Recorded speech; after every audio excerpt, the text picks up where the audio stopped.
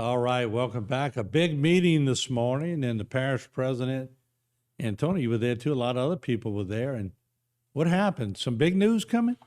Yeah, 43 parishes, 12 levy boards, and we've all got together with Attorney General Jeff Landry, and also Liz Merrill, the Solicitor General. Solicitor General, and we filed suit against FEMA on a 2.0, which is gonna completely kill the flood insurance in the state of Louisiana as we know it, and other states. There's 12 other states that joined the lawsuit, and we had a big announcement this morning.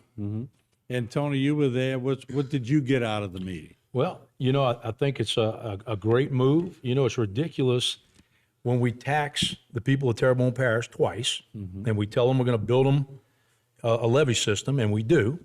And we hadn't flooded in over 15 years now at this point. And so the thanks they're going to get for taxing themselves and helping us build this levee with their tax money is an increase in their flood insurance. So we were saving the bayous from people having to move up the bayou by putting protection in place. And now here comes your flood insurance costs that are going to push them out of those areas anyway. And it's unjust. So, Mr. Dove, how did that come about? Where did we get there? How did we get there? I believe a bunch of environmental bureaucrats with FEMA got together, and we can't even get a copy of the models they used. But if you live near a waterway, you can basically throw away your levees, throw away your pump station. I'm talking about flood insurance-wise. They act like it's not there. If they act like it's not there. Right. Well, find me a place in Louisiana or in the United States that you're not near a waterway. So this isn't only affecting the waterways in Louisiana. I mean, anyone living near the water in Louisiana, it's the whole United States. Now, what we hope in the federal courts do, because it's filed in the federal court system, is to put a stay on it where we can go to court, and we believe we'll get that stay. Will it drop immediately? Yes, no, it won't drop, but it'll stay with the old system where you won't go up on it. Any timeline, any feel for a timeline on that? Well, we hope to do it pretty quick. We're doing an emergency filing, and Jeff Landry and Liz Merrill, the Solicitor General, did a wonderful job moving it out. Worked with our attorneys, Archie Chasson and Corey Keefe and Dwayne Bourgeois so and Terrebonne Tony. and Lafourche delegation were both there today. Who else was there? Okay, you had St. Charles Parish. Right. Matt Jewell was there. You had St. Bernard. You had Orleans, a representative from Orleans.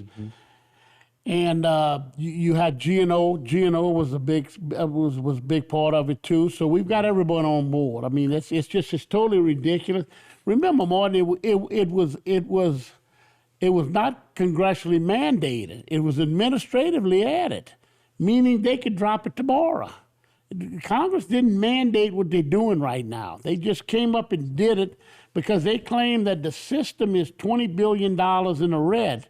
For the federal government, $20 billion is nothing. Yeah. So I mean, we don't understand where they come from. So no mandate, so just sign of a piece of paper, it's over. It's some very environmentalists and some bureaucrats that are just, I tell you, ruining the flood insurance as we see it today. How tough was the Attorney General in his speech today? How did that come across? Very good. I thought he did a great job, very thorough, him and Liz, and made our point today and why this is unjust and it shouldn't be happening. Yeah, and how many other states are involved? Parish? 13 states, I think. Gordon? Yeah, you got 12 or 13 states, 43 parishes, plus I believe 12 levy boards, and like G&O and other organizations are all on board, and everyone's in the same direction. That's pretty strong. That's a good number. Republican, Democrats, it doesn't matter. I mean, water has no political party, and it's flood insurance. It doesn't discriminate. Right. Flood insurance got no political Senator party. Chavez, the late Senator Chavez said that way back when. Let's talk about Chip Klein, your final parting shots. Done a lot, hadn't he? He's been great. Yeah. Chip's been so great to work with. And again, so Chip has done a fantastic job. He's been readily available. we go to them with an issue. I even talked to them this morning when we were leaving, some other ideas about pushing this last reach forward a little faster. And in addition to that, I also have to say that, again, as Colonel Jones and Mark Wingate have been working with us very well too, between the state and local and the Corps of Engineers. So it's a good group right now. And of course, Chip's going to be retiring. Yeah. And but that's why I'm asking. well, I hate to see him. Okay, I hate to see him go. But Brent Haas, but Brent Haas is going to do a great job.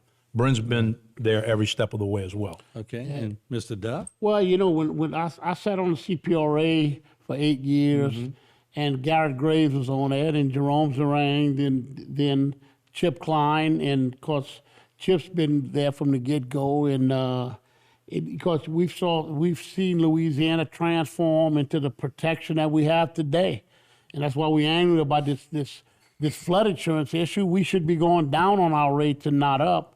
But no, Chip has done a wonderful job. He'll land in the private sector someplace, and we look forward to working with Brent Haas, and it's all coming together. All right, wanted to make sure we got that in before the end of the show. We'll take a short break here on Bayou Time. When we come back, we have a lot more news. Don't go away.